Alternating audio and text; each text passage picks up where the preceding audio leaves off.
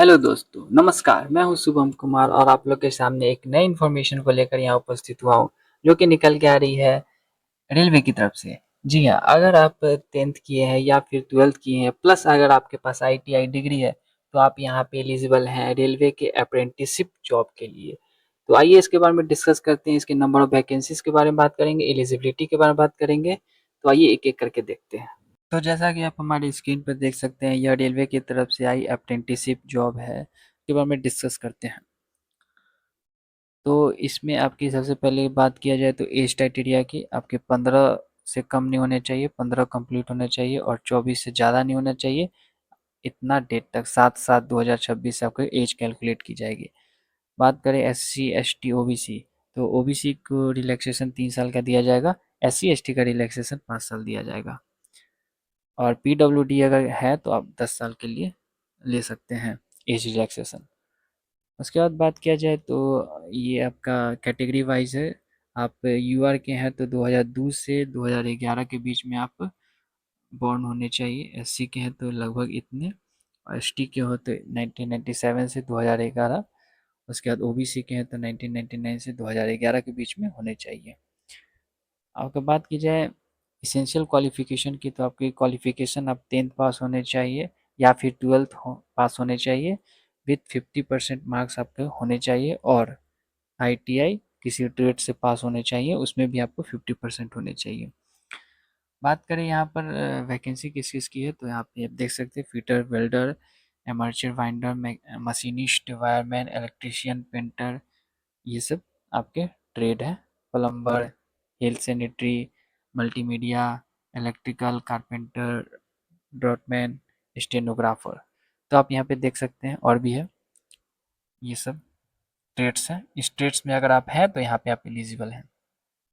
बात करें तो आप अगर आपके ITI डिग्री जो भी है, आपके रिजल्ट अभी तक आए नहीं है इस डेट तक, तो आप एलिजिबल यहाँ पे नहीं हो पाएंगे। उसके बाद बात किया जाए तो अगर आप किसी भी कारण ITI में फेल हैं तो आप यहाँ पे एलिजिबल नहीं है। बात करें इंजीनियरिंग स्टूडेंट्स या फिर डिप्लोमा होल्डर्स जो भी है, अप्रेंटिसशिप के लिए एलिजिबल नहीं है। उसके बाद बात किया जाए तो आपके जो OBC कैंडिडेट्स हैं, अगर OBC सर्टिफिकेट लगाना चाहते हैं तो आपकी जो सर्टिफिकेट है 1/4/2026 के बाद का बना होना चाहिए। उसके बाद अगर EWS कैटेगरी में है तो 8 लाख के अंदर आपका इनकम है तो आप यहाँ पे EWS कैटेगरी से रख सकते हैं। बात करें एप्लीकेशन फ़ी की, तो एप्लीकेशन फ़ी आपकी 100 रुपये होने वाली है।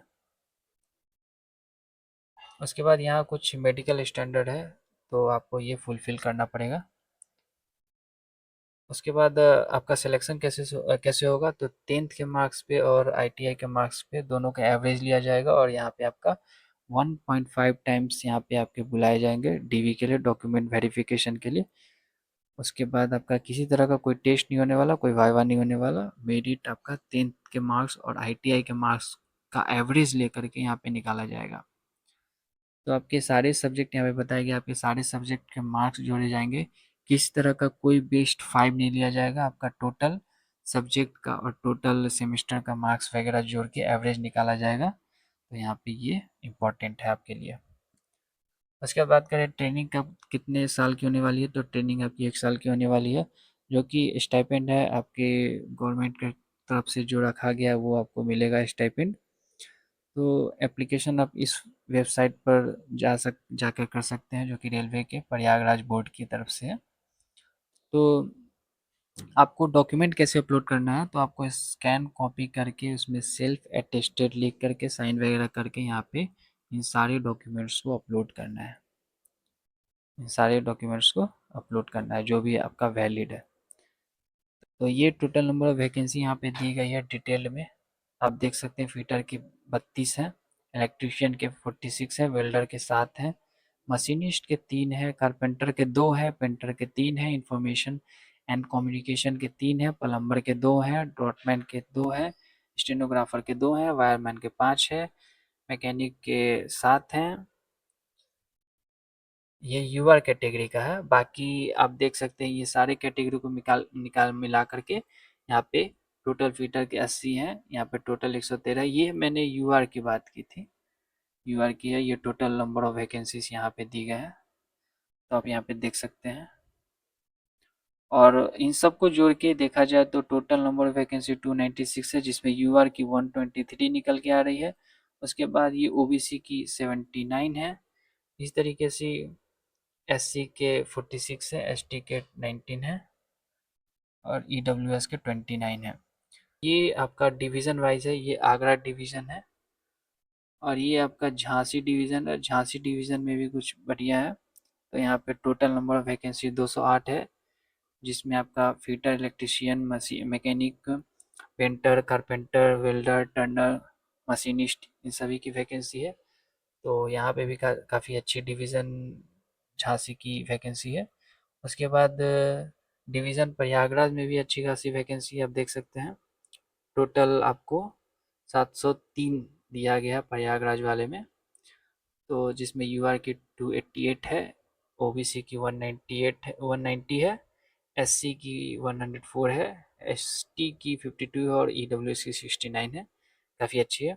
उसके बाद हेड क्वार्टर की बात करें तो हेड क्वार्टर में भी टोटल नंबर ऑफ वैकेंसी 32 है। यूआर की 13 है, ओबीसी 9 है, एससी 5 है, एसटी 2 है और ईडब्ल्यूएस 3 है। उसके बाद झांसी वर्कशॉप की बात की जाए तो टोटल नंबर वैकेंसी 226 है, जिसमें यूआर की 94 है, ओबीसी 60 है, एससी 33 है, एसटी 17 है और ईडब्ल्यूएस 22 है। ट्रैक मशीन की बात की जाए तो ट्रैक मशीन में टोटल 82 है। यूआर आपकी 33 रहने वाली है, ओबीसी 20, उसके बाद एससी 13, एसटी 6 और ईडब्ल्यूएस 10। तो ये एक बढ़िया मौका है आईटीआई वालों के लिए। काफ़ी अच्छी नंबर ऑफ वैकेंसी है, यहाँ पे आप अप्लाई कर सकते हैं। आपका ये आपकी पोस्टिंग रहने वाली है, झांसी रहने वाली है। आपकी जो जो यहाँ पे बोर्ड है, जो जो डिवीज़न है यहाँ पे, वो आपकी पोस्टिंग होने वाली है।